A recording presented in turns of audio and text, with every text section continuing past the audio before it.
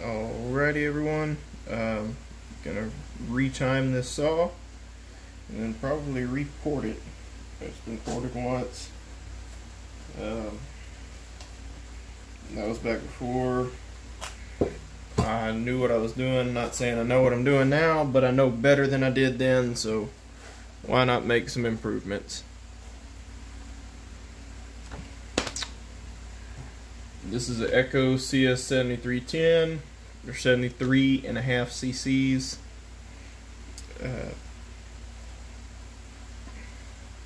This one comes with a 32-inch bar.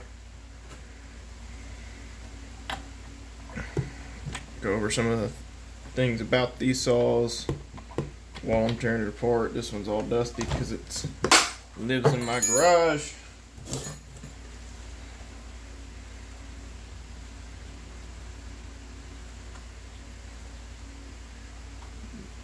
But we'll check it out while we're tearing it down. Talk about it. Side cover is magnesium. It's not plastic. It's got captured bar nuts, so you can't drop them in the ground. If you lose these things, you are talented.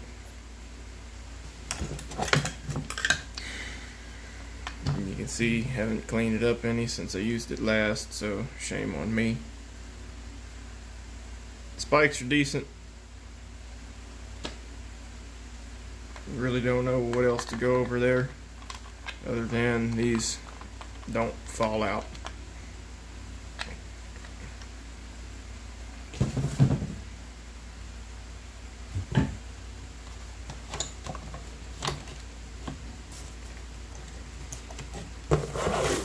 Get this thing out the way.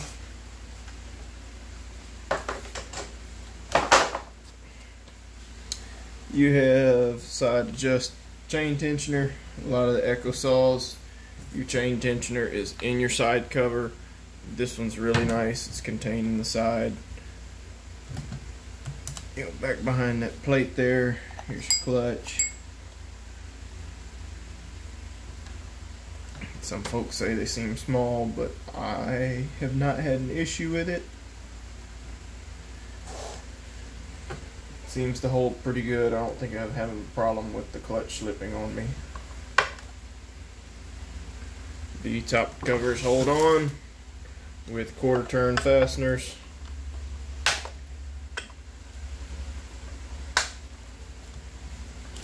Now, can't lose your bar nuts, but these quarter turn fasteners drop out of here if you take your top cover off and start throwing it around. Supposedly the fix to that is put a little super glue on this bottom washer and then set them back in there and they don't fall out no more. I have not taken it upon myself to do that. Air filter is super nice. Hardly have any issues. I mean, I hadn't heard of any issues with this air filter setup. Chassis of the saw is pretty nice. They use these, they're still T27 Torx, but the head on them and the shank on them is bigger.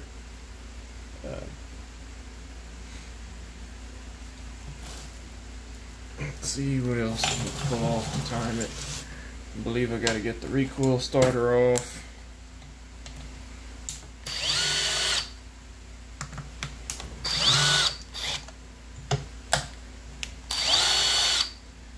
Fuel tank is translucent, so you can see your fuel level in there.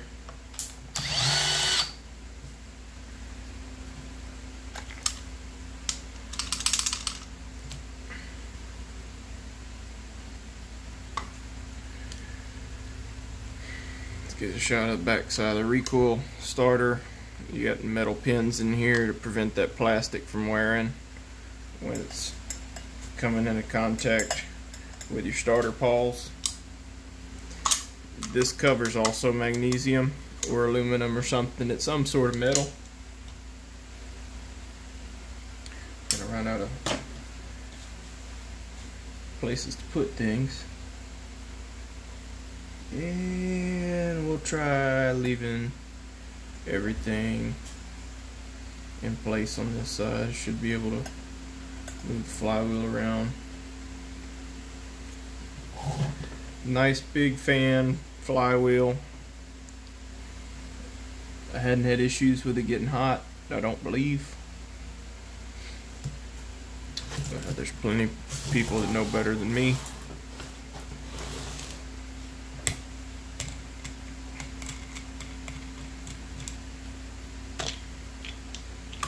This filter is really close to the one on the 4910s and 490s. An adapter that where you could use this filter on a 4910 or 490 would be cool. I think all it'd have to do is stick in here, because that hole, that center hole, lines up the same. So you'd need a new wing nut and an adapter, and mount right on the air horn of those saws. Maybe keep them from doing this nonsense here. Yeah, that was a exceptionally bad one.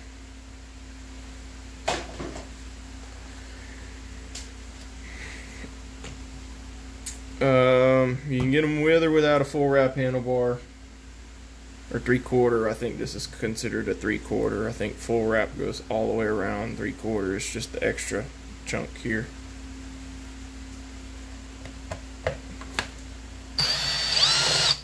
I kind of like the 3/4 full wrap just because it gives you more grip options.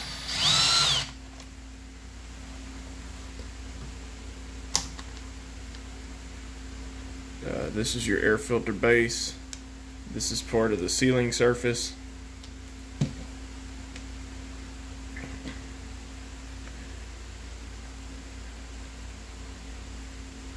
Fits together just like that. So creates a seal here up against the outside, and then you have this inner piece that sets down in this trench here. So pretty nice air filter system, if you ask me. Are there better ones? I don't know. Mainly work on the Echo stuff. Your throttle is cable actuated. Don't know how well y'all can see that, but there's a little cable in there. It's not a linkage. You can see that down in there. You can see the end of that cable moving back and forth. I think I got to get the handle off to time it, because the degree wheel's gonna get in the way. Choke, carb, all that stuff comes out pretty easy. I believe it's all T27. You're gonna need to pull the exhaust off. Yeah, let's just get this handlebar taken off of here real quick.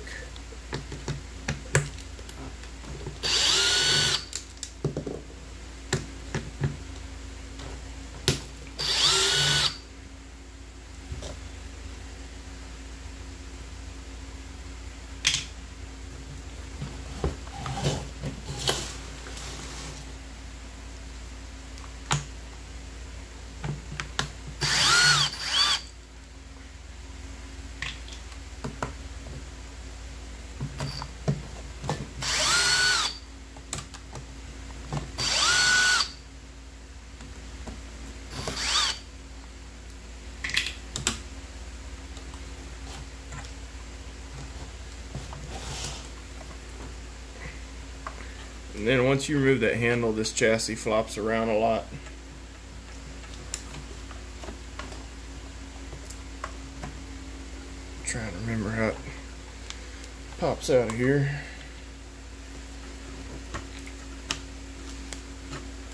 Better.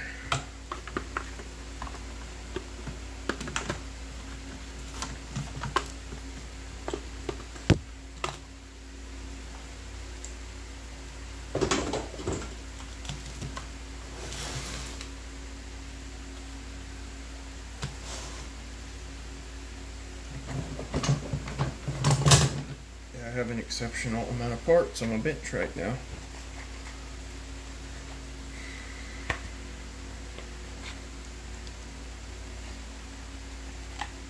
That's a nice way to say that this is a terrible, unorganized mess.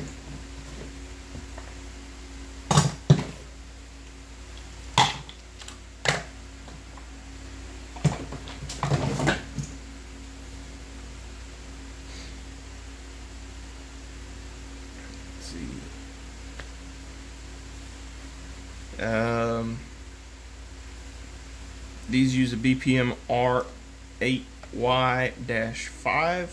I believe the -5 just indicates it's 0.5 millimeter gap. The -5 is something to do with the gap on the plug, and that's really all it is.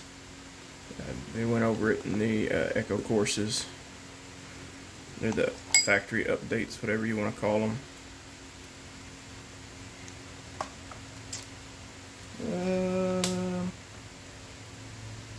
Trying to think of other features. Adjustable oiler. It oils that 32 all right. Transfer caps are kind of a funky deal. Some people fill them in and then grind through them to adjust your transfers. I took the caps off and then adjusted the cylinder and then adjusted the cap. It's somewhat strange deal.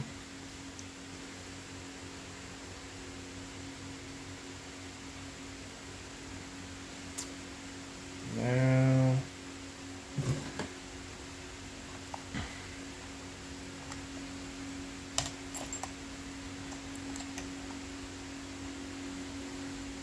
all this is pretty standard. Inboard clutch, not an outboard clutch. Some people don't care for one or the other.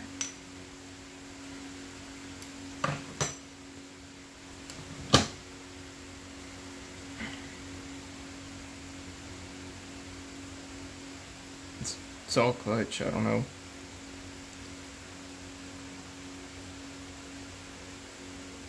On the old models, they had a deal with the oiler where you had to have a special tool that went around the crankshaft to center it up before you tightened it up. The new ones have a pin, like casting an oil pump, to where you don't need the tool. I don't know exactly where this one falls in the year model or serial breakdown, who got that and who didn't.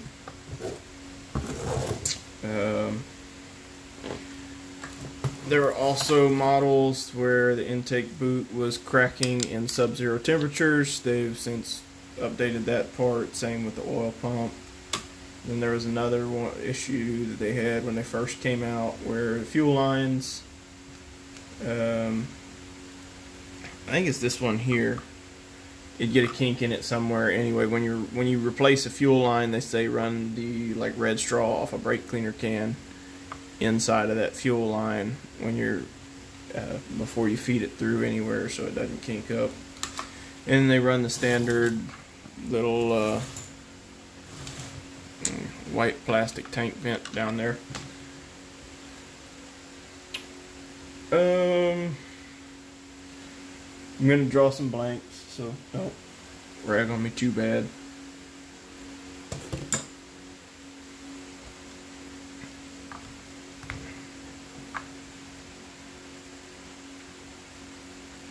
I'm not really concerned with the intake on this one. I'm going to pull the cylinder off anyway, so let's just go ahead and get the whole thing apart. I always want to be lazy and leave something on the saw instead of just taking it off, and that's really lazy because these things are not super difficult to pull apart.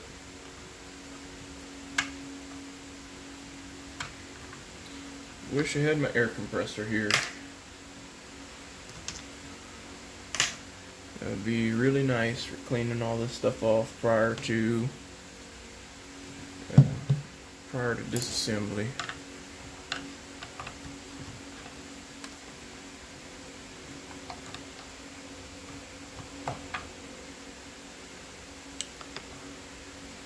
Intake air horn is nice and free flowing. Carburetor's decent size. If you tamper with it, it is adjustable. These screws are like half screws with a slot in them. They're kind of a pain to, yeah, they're just kind of a pain. See, last time I did this, I left the carb in here. I think I just kicked it out the way like that.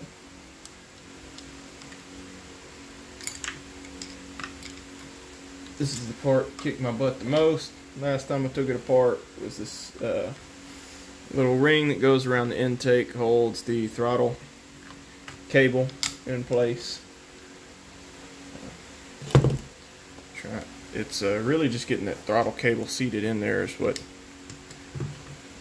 threw me for a loop.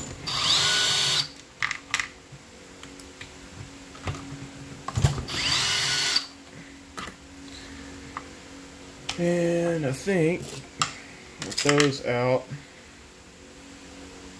the entire intake boot assembly should slide up and out of there, right? Anyway, this is what was breaking in sub-zero temperatures. Where I am, I'm never going to run this saw in sub-zero temperatures. Probably never likely to see sub-zero temperatures here.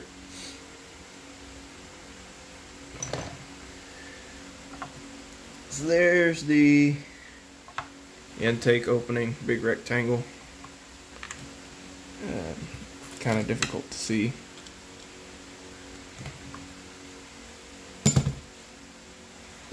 Let's take y'all down so you can get a better view of the mess I'm making. Big Zamacarb.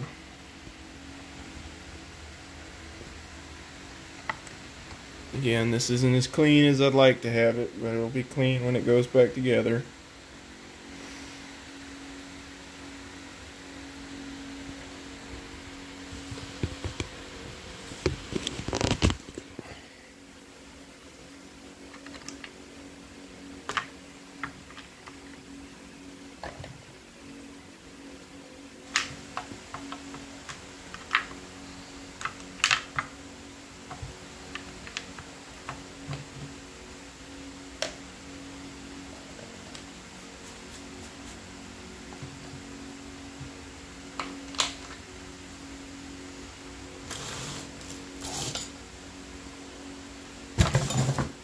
Get the exhaust off of here.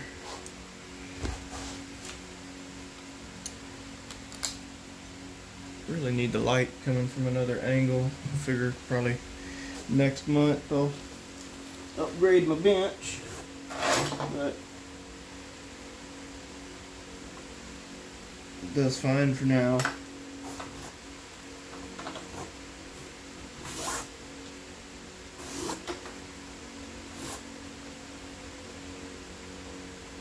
This is the 3/8. Where's the 10 millimeter recorder? I'm rooting around for tools down here. Never mind me. There we go. So up to this point, everything has been T27 Torx. Makes for nice disassembly.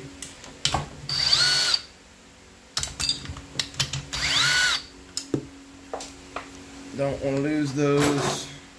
I think these are these lock nuts. I'm not sure if they are or not.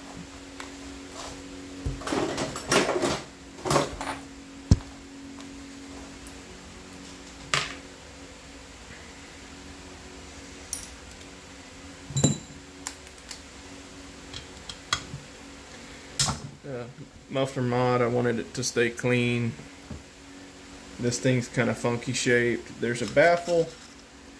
This is an empty can, but there's a baffle under this outlet, under the screen. And I believe it just is like a scoop that kind of hangs from the roof of this exhaust, this muffler, and it's just faces this way. I stuck side outlets on it. It sounds good.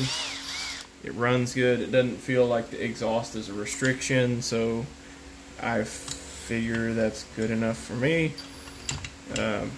I run screens into everything because dirt daubers are so bad down here. I've seen them plug up motorcycle exhaust, four-wheeler exhaust, scooter exhaust, any kind of exhaust, golf carts, side-by-side, anything that sits. Seen them plug up exhausts. So that's why there's screens in my mufflers.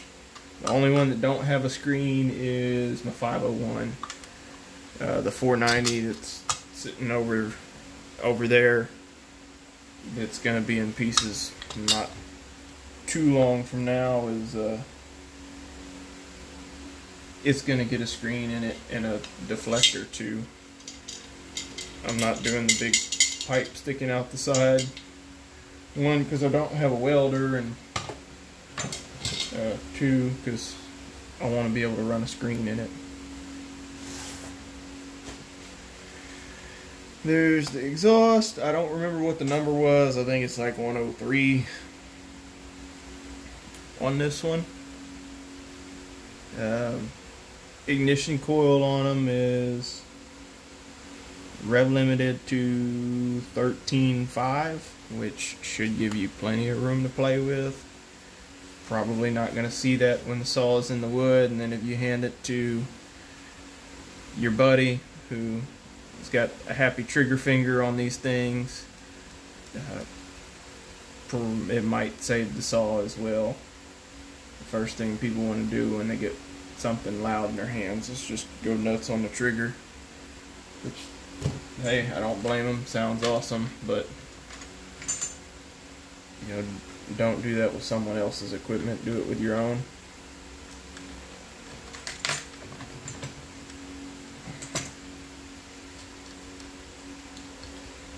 Now I don't have to worry about this.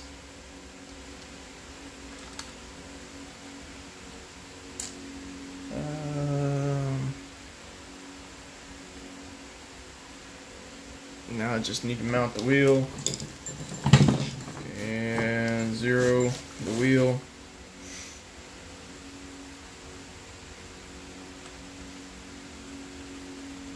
And I need to find a flashlight.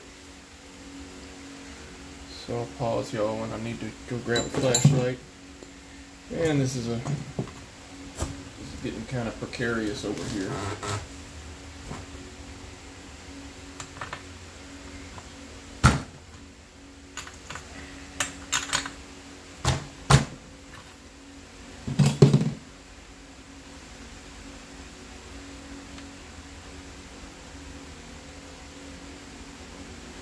Plug don't look terrible.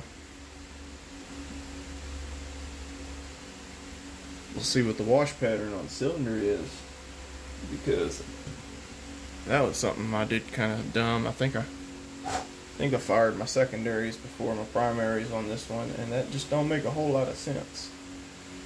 Yeah, there's going to be quite a bit of schmoo in that cylinder, I believe.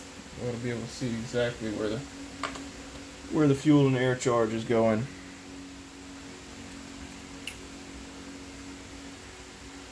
Anyway,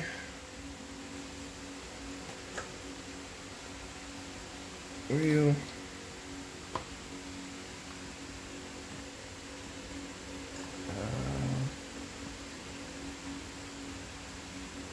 This thing may not have a wash pattern on it. I may be leaving a lot of power on the table. It feels pretty close to top dead center.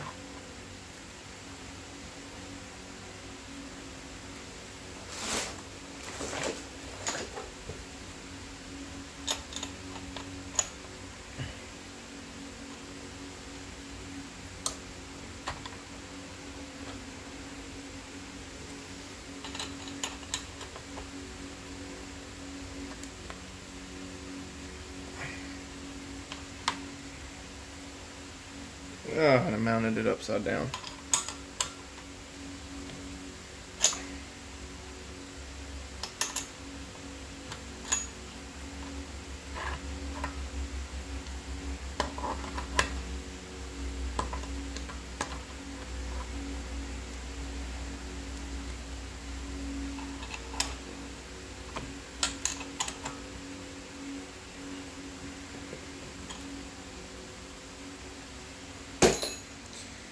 Okay, that's pretty close.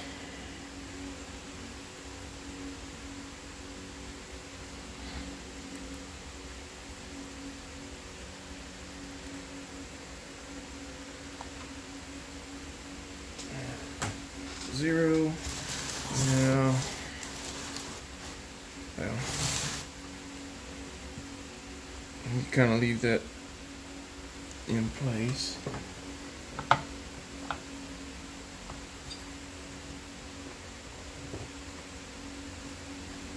After top dead center.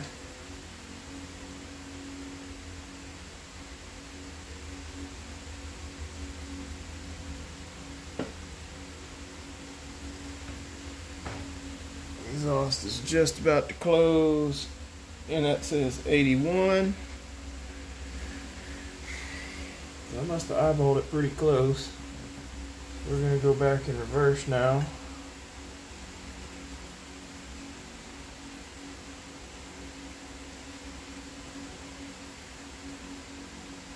Just about to close.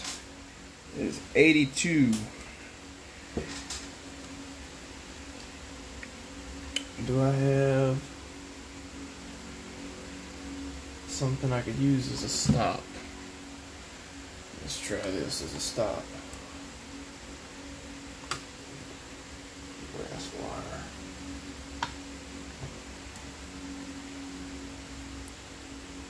.4.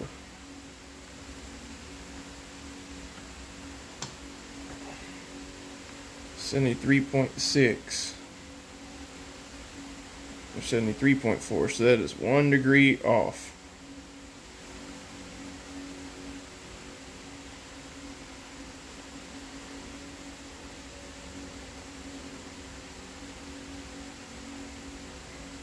So I need to back off to 1 degree.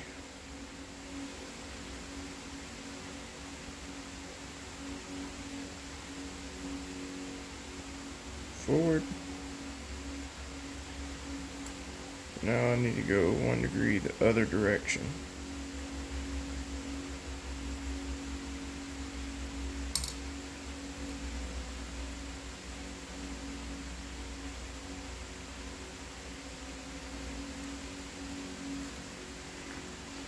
Try this again.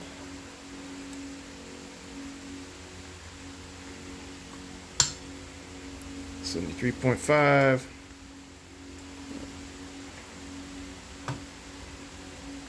It's neat. 3.5. 73.5. Alright. I'd say the wheel's 0 to top dead center. Now I need a flashlight, so I'm going to hit pause and then I'll come back. Alrighty, back. So, let's see, intake is closing. Alright, that is cracked open just the slightest. So, I mean, I'll probably call that closed. 82.8 and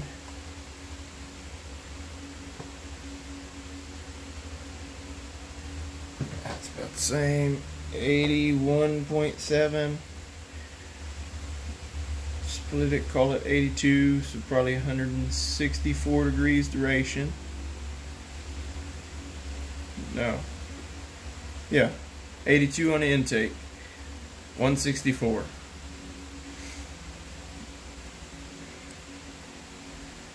So Now if I go for the exhaust,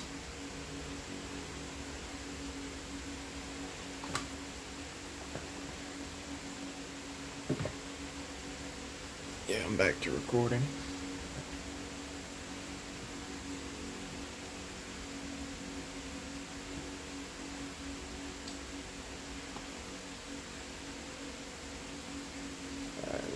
Very faint line.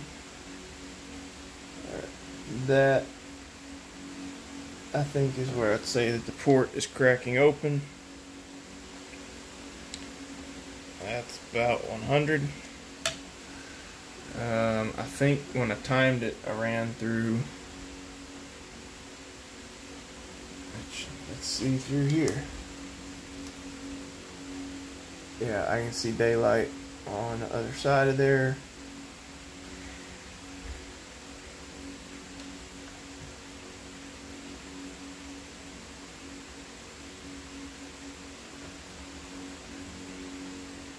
This port cracking open. And that is just the faintest bit of daylight. 100. Probably went overboard on the exhaust on this one. But that ain't no big deal. You can always get another cylinder. And then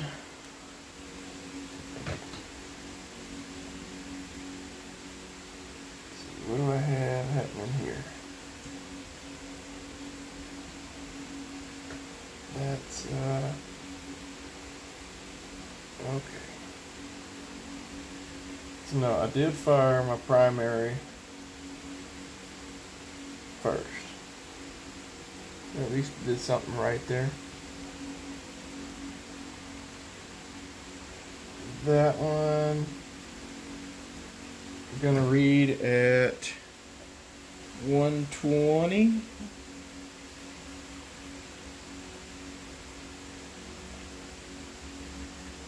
And 121.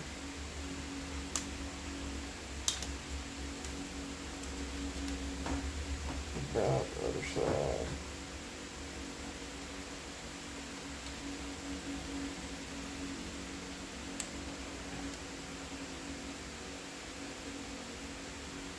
Looks like I fired that one a little early.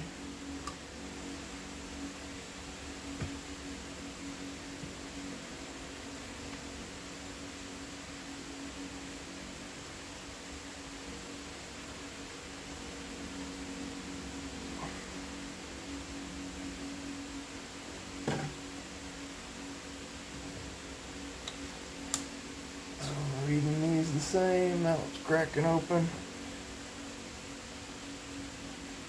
That one's cracking open. Yeah, they're about 120, 121. They're right in there together.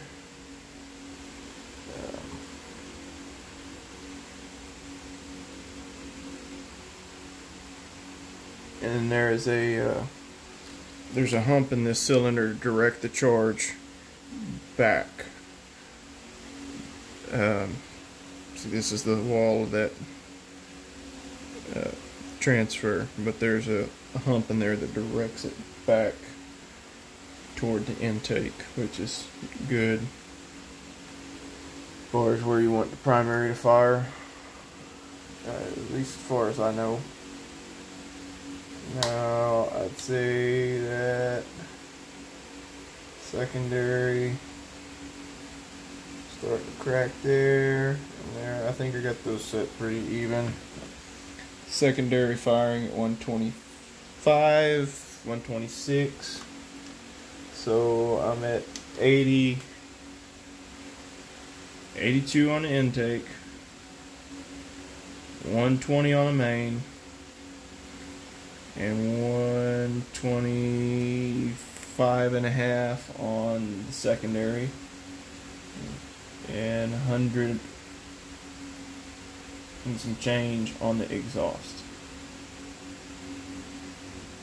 So I may be out of room on this one.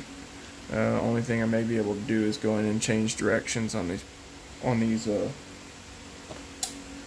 transfers. which something I probably need to do anyway, because I think I got too much angle on them. I'm just firing off into space, and that's really what it's looking like on top of this piston.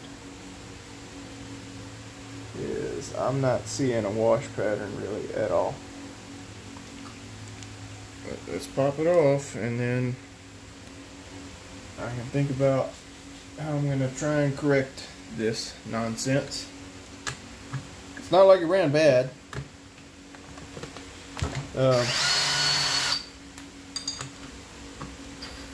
Came out a good bit faster than a steel 461, which for stock saw, those are pretty stout. I wouldn't be upset if someone put one in my hands.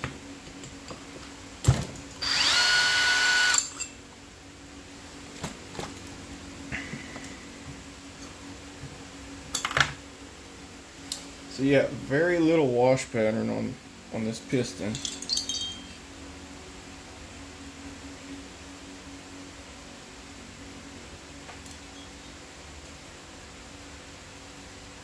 That's totally my fault.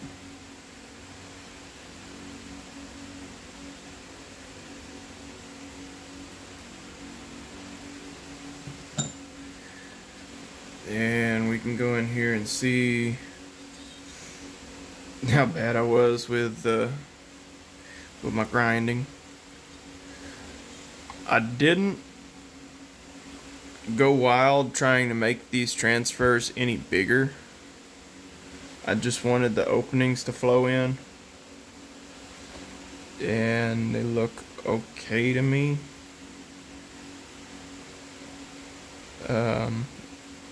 That's going to be a preference deal. There is a bit of angle on these. I'm going to try and flatten these roofs out without changing anything. Let's see if we can get some light in here for y'all.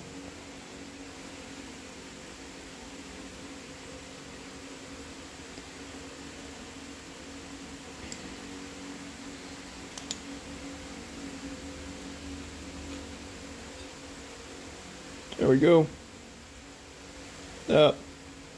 There it is. There's my transfers. Primary's kind of flat. It needs to be better. Secondaries, I'm not really opposed to all this angle, but the only reason I'm not is because of the way the other Echo saws are.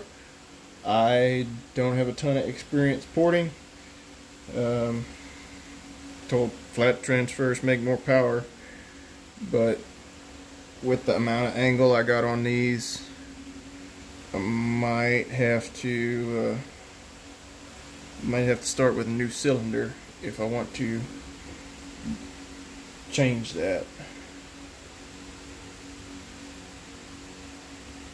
No work on the band.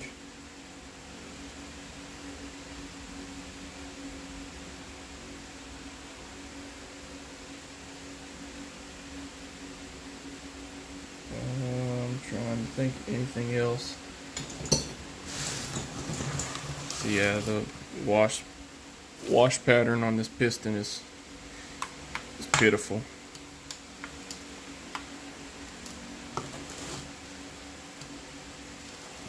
Yeah, nothing going on. A little bit from the primaries, but ideally you want that going pretty much straight across there. The 501 that I had, the pattern was a lot better, but no work on the case in these, but they're built pretty solid. I opened up the windows in the piston a little bit, but I don't believe that helps or hurts flow any. See where that piston comes down to the bottom. Yeah, the transfers are getting fed way down here. They're getting fed from way down here. So the windows in that piston aren't going to help it flow anymore, I don't believe.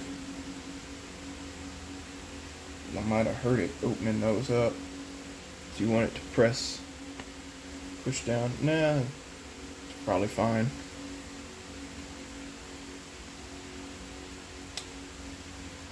But yeah, I got some things to think about, change up. Mainly the angle on those transfers. I think if I go down anymore, I mean, if I move them up anymore, it's probably going to hurt on case compression.